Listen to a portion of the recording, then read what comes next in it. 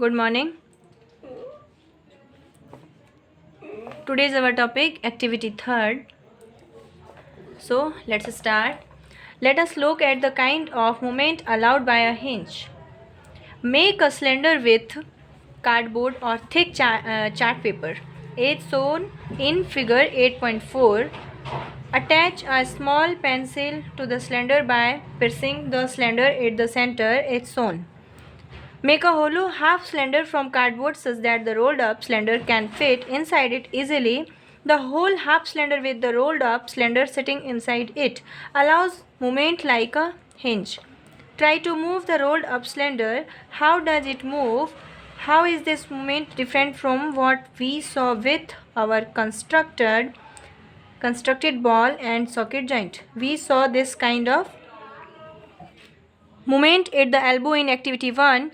What we have constructed in figure 8.4 is different from a hinge, of course, but it illustrates the direction in which a hinge allows movement. The elbow has a hinge joint that allows only a back and forth movement, figure 8.5. Can you think of more examples of such joints? Activity third, activity को हम कहेंगे क्रियाकलाप, यानी कि इसमें आपको बताया जाएगा कुछ और कि बॉडी हमारा कैसे डायरेक्शन में जाता है. सो आइए एक्सप्लेन करते हैं.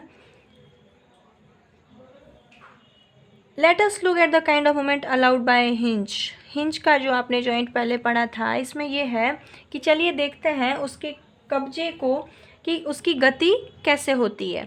Make a cylinder with cardboard और थिक चार्ट पेपर. आप क्या करेंगे, एक मोटे कागज़ अथवा गत्ते का एक बेलन यानी सिलेंडर जैसा आपको बनाना है, जैसा कि आपको 8.5 में दिखाया गया है.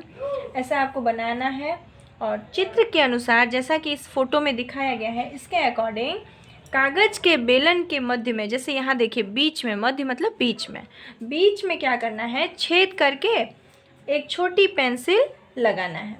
ठीक है. फिर गत्ते का एक और टुकड़ा लेना है, उसको ऐसे मोड़ना है कि आधा बेलन बन जाए. ठीक है. मतलब बेलन तो आपने देखा होगा कि किचन में रोटी कैसे बनाते हैं, तो वो बेलन उसको ऐसे मोड़ना है कि वो आधा बेलन जैसा लगे. ठीक है. और जिस पर दूसरे बेलन की सरलता से घुमाया जा सके. आधे बेलन पर रखा पूर्ण बेलन कब्जे की भांति है. मतलब आधे बेलन पे आप उसको रखोगे तो वो पूरा उसको कब्जे जैसा लगेगा. ठीक है. पेंसिल लगे बेलन को चलाने का प्रयास कीजिए. अब आपको उसको चलाना है. यह किस प्रकार गति करता है, आपको देखना है कि यह हाउ डज इट मूव, यह किस प्रकार गति करता है. यह गति आपके द्वारा बनाए गए कंदूक खलिका संधि की गति से किस प्रकार भिन्न है.